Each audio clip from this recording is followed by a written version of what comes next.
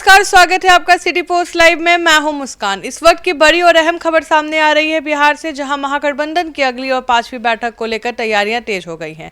30 जून यानी रविवार को महागठबंधन की बड़ी बैठक होने जा रही है। इस बैठक की अध्यक्षता करेंगे नेता प्रतिपक्ष तेजस्वी यादव, जो इस गठबंधन की कोऑर्डिनेशन कमेटी के चेयरमैन भी है। सूत्रों के मुताबिक यह बैठक पटना के एक पोलो रोड स्थित आवास पर होगी, जहां राजद, कांग्रेस, लेफ्ट पार्टियां और अन्य सहयोगी दल के प्रमुख नेता शामिल होंगे। इस बैठक को आगामी बिहार विधानसभा चुनाव 2025 की रणनीति के लिहाज से बेहद अहम माना जा रहा है। इस पर बातचीत करने के लिए हमारे साथ मौजूद हैं वरिष्ठ पत्रकार श्रीकांत प्रोड्यूसर। कैसे देख रहे हैं इसको? देखिए, अभी तक तो कई बैठकें हो चुकी हैं, लेकिन कोई नतीजा निकला नहीं। शुरू में तो महागठबंधन के घटक दल एक दूसरे को औकात बताने में जुटे रहे।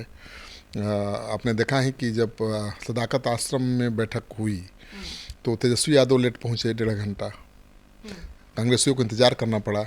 जब दीघा में दूसरी बैठक हुई, तीसरी बैठक, तो तेजस्वी यादव को वेट करना पड़ा उनको। कांग्रेस के नेता देर से पहुंचे 1.5 घंटा, तो बदला लेने, अपनी ताकत दिखाने की कोशिश करते रहे कांग्रेस पार्टी और आरजेडी के नेता।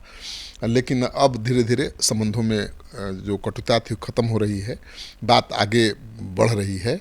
और पिछली जो बैठक हुई थी उस बैठक में सीटों पर चर्चा शुरू हो गई है और तेजस्वी यादव ने सभी दलों से कहा कि आप अपनी सीट की सूची सौंप दीजिए। तो सभी दलों ने अपनी सूची सौंप दी है। कांग्रेस पार्टी ने 90 सीटों की सूची सौंपी है। वाम दलों में सीपीआई एमएल 48 सीटों की सूची सौंपी है और सीपीआई और सीपीएम ने भी 15 सीटों की सूची 24 सीटों की सूची सौंप दी है और मुकेश सहनी ने भी 60 सीटों की सूची सौंप दी है। तो इतनी सीटें आएंगी कहाँ से? तो तेजस्वी यादव परेशान थे कि भाई फार्मूला क्या निकाला जाए। तो कल से मुझे जो खबर मिली सूत्रों के हवाले से कि फार्मूला अब तय हो गया है। क्या है वो फार्मूला से? देखिए, सीट शेयरिंग का फार्मूला लोकसभा चुनाव होगा। यानी लोकसभा चुनाव में कांग्रेस पार्टी 9 सीटों पर जीती थी, तो 9 छक 54, एक लोकसभा क्षेत्र में 6 विधानसभा सीटें होती हैं, तो 54 सीट कांग्रेस को मिल जाएगी। 1-2 बढ़ सकती है, घट भी सकती है, लेकिन अब तो 70 सीटों पर लड़ने वाली कांग्रेस 54 से कम सीट पर तो लड़ेगी नहीं। लेकिन फार्मूला अब यही तय हुआ है कि लोकसभा चुनाव के आधार पर सीटों का बंटवारा हो जाए। तो 9 सीटें लोकसभा की मिली थी, तो 9 छक 54, मतलब हार जीत से मतलब नहीं है। जितनी सीटों पर जो लड़ा था उतनी सीटें उसको मिल जाएंगी। तो 9 सीटों पर कांग्रेस लड़ी थी, तो 9 छक 54, एक विधानसभा में 6 सीट, तो 54 सीट, 1-2 सीट और बढ़ सकती है, मतलब 60 सीट के भीतर। दूसरी वाम दलों को 30 सीटें मिली थी लगभग, मतलब जो सीटें मिली थी उसके हिसाब से 30 सीटें बनती हैं।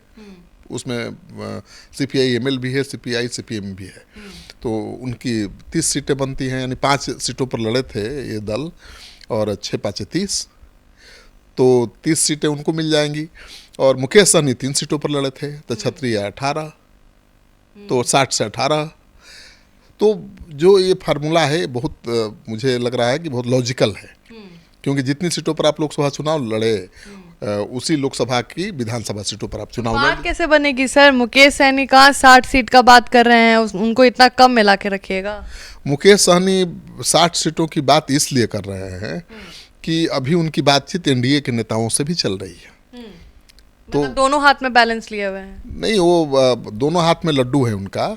एनडीए के साथ भी उनकी बातचीत चल रही है और बात नहीं बनी तो छोड़ने का आधार होना चाहिए ना। तो कहेंगे कि हम तो 60 सीट मांग रहे थे, हमको ये 18 सीट दे रहे थे, तो इसलिए छोड़ दिया। लेकिन अब एनडीए में 18 सीटें तो मिलेंगी नहीं।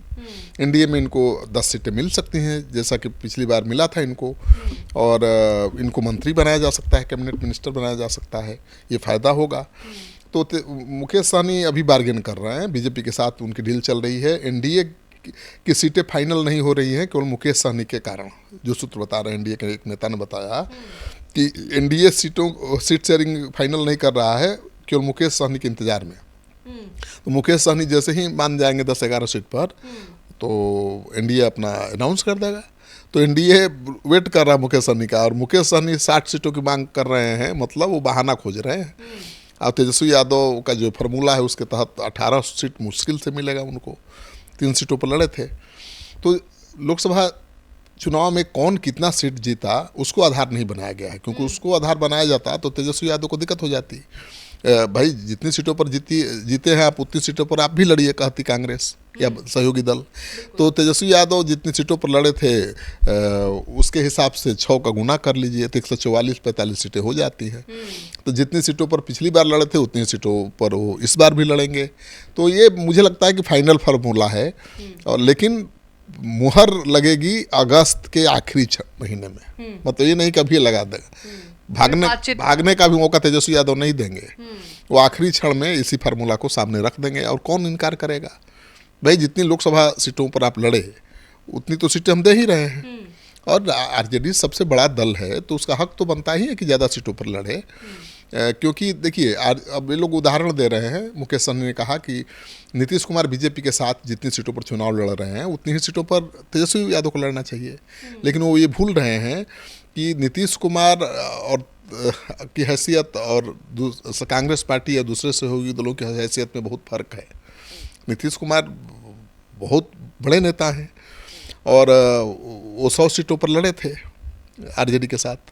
आरजेडी भी उतनी ही सीटों पर लड़ी थी, लेकिन अब कांग्रेस पार्टी कहेगी कि हमको भी 100 दे दीजिए, आप भी 100 पर लड़ लीजिए, तो थोड़े मानेंगे तेजस्वी यादव। उसके लिए तो आपका वोट बैंक होना चाहिए ना, तो वोट बैंक है तेजस्वी यादव का, और ये लोग दावा कर रहे हैं ज़्यादा सीटों का। तो मानकर चलिए कि आखिरी क्षण में यही होगा। जो फार्मूला अभी सामने आया है, सूत्र बता रहे हैं कि फार्मूला तेजस्वी यादव को जच गया है। अच्छा, अखिलेश सिंह के बारे में बात कर लेते हैं। वो हर मीटिंग से गायब थे, और अभी क्या उनकी भूमिका होगी? कल लालू यादव से भी मिले हैं, आने वाले समय में क्या भूमिका होगी अखिलेश सिंह आ गए हैं क्योंकि बातचीत शुरू हो गई है ना। देखिए, अखिलेश सिंह लालू जी से मिले, उसके पहले वो दिल्ली में कांग्रेस के बड़े नेताओं से भी मिले हैं, जो मुझे खबर है, और वहाँ से एक लाइन ले लिया है कि भाई कितनी सीटों पर मानना है, कितनी सीटों पर बात करनी है, क्योंकि आला कमान से सहमति लिए बगैर वो सीट फाइनल नहीं कर सकते। और अखिलेश सिंह के साथ बातचीत में तेजस्वी यादव भी ज़्यादा कंफर्टेबल हैं, और अखिलेश सिंह से संबंध उनके अच्छे हैं लालू जी के। तो अखिलेश सिंह दिल्ली से बातचीत करने के बाद पहुँचे पटना में जो खबर है कि रात में 9 बजे से 11 बजे तक, रात में 9 से 11 बजे तक 2 घंटे तक अखिलेश सिंह के घर पर कृष्णा अलवारू की बैठक हुई। अखिलेश सिंह से कृष्णा अलवारू मिले, उस बैठक में रामजतन सिन्हा भी थे। 2 घंटे तक बैठक चली और तय हुआ कि भाई किन किन सीटों को मांगना है, कैसे मांगना है, कितनी सीटें मांगनी है। और लेकिन क्या तय हुआ ये तो खुलासा नहीं हुआ है, लेकिन ये बैठक हुई है। कृष्णा अलवारू अखिलेश सिंह के संपर्क में हैं, तो पहले जो दूरी थी अब पटती हुई दिख रही है।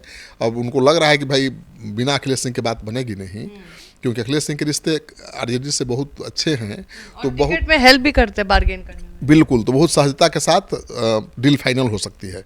तो अखिलेश सिंह उसके बाद लालू जी से मिलने गए थे कल देर रात। वो जब भी जाते हैं रात के अंधेरे में ही जाते हैं, मीडिया को पता ना चले। हाँ, तो मीडिया वालों ने पकड़ लिया, सिटी पोस्ट ने ही पकड़ लिया उनको वहाँ। फिर बाकी मीडिया वाले भी आ गए और उन्होंने कहा कि सब कुछ ठीक है, ऑल इज वेल। लेकिन ऑल इज वेल तो है आरजेडी के लिए, अखिलेश जी के लिए। कांग्रेस के लिए मुझे नहीं लगता कि ऑल इज वेल है, क्योंकि कांग्रेस तो 90 सीटों की मांग कर रही है और उसको 54 से 58 सीट मिलने जा रही है। वाम दल बहुत बड़ा मांग कर रहे हैं, CPI-ML 48 सीट मांग रही है, उसको लगता है कि 25 से ज़्यादा सीट ही नहीं मिल पाएगी ज़्यादा।